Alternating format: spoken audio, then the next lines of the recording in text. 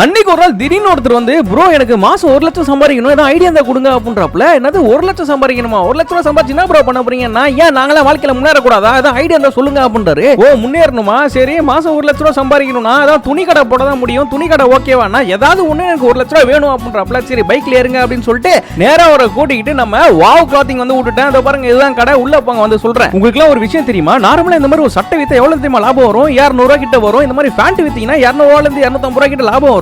அப்படி இப்படின்னு பார்த்தா கூட மினிமமா ஒரு நாளைக்கு 5000 ரூபாயில இருந்து 6000 வரைக்கும் ப்ராஃபிட் வரும். அது மட்டும் இல்லாம வாவ்ல இந்த மாதிரி பிராண்டட் டி-ஷர்ட்லாம் 10 பீஸ் 1000 ரூபாய்க்கு கொடுக்குறாங்க. எல்லாமே பெரிய பெரிய பிராண்ட். இதனால தான் இவங்க ஃபேமஸே ஆனாங்க. ஷர்ட்ஸும் அதே மாதிரி தான் பிராண்டட் ஷர்ட்ஸ்லாம் வந்து 4 பீஸ் வெறும் 1000 ரூபாய்க்கு கொடுத்துட்டு இருக்காங்க. வாவ் கிளாத்திங் பத்தி நான் சொல்லவே தேவையில்லை. ஆல்ரெடி நிறைய பேருக்கு தெரிஞ்சிருக்கு. இவங்க சென்னையில பட்டைய கலப்பிட்டு இருக்காங்க. ஏன்னா நிறைய பிராண்டட் திங்ஸ்லாம் கம்மியான ரேட்டுக்கு கொடுக்கறதுனால மக்கள் கூட்டம் கூட்டமா இவங்க கடைக்கு வந்து வாங்கிட்டு இருப்பாங்க. இப்போ வாவ் வந்து பிரான்சைஸ் கொடுக்க போறாங்களாங்க. இது பிசினஸ் பண்ணணும்னு நினைக்கிறவங்களுக்கு செம்மையான ஆப்பர்ச்சுனிட்டி. ஏன்னா வாவ்ல மென்ஸ்க்கு மட்டும் இல்லாம லேடிஸ்க்கு கிட்ஸ்க்குன்னு சொல்லிட்டு எல்லாருக்குமே துணி இருக்கிறதுனால மக்கள்லாம் ஃபேமிலியா வந்துருவாங்க கடைக்கு. உங்ககிட்ட பிரான்சைஸ் எடுத்தீங்கன்னா இந்த மாதிரி புது கடை ஓபன் பண்ணி கையில சாவியா கொடுத்துருவாங்க. நம்ம எதுவுமே பண்ண தேவையில்ல. கடைக்கு லொகேஷன் பாக்குறதுல இருந்து கடைக்கு அட்வான்ஸ் கொடுக்கறதுல இருந்து இன்டீரியர் பண்றது ஸ்டாக் கொடுக்கறதுன்னு சொல்லிட்டு எல்லா வேலையுமே இவங்களே பண்ணிடுவாங்க. நம்ம ஒண்ணுமே பண்ண தேவையில்ல. நீ ஜஸ்ட் இன்வெஸ்ட் பண்ணா மட்டும் போதும். பிசினஸ்ல ஐடியாவே இல்லைனாலும் பரவாயில்ல. வெறும் கலால நின்னு காசு வாங்கி போடுங்க. மத்ததெல்லாம் இவங்க பாத்துப்பாங்க.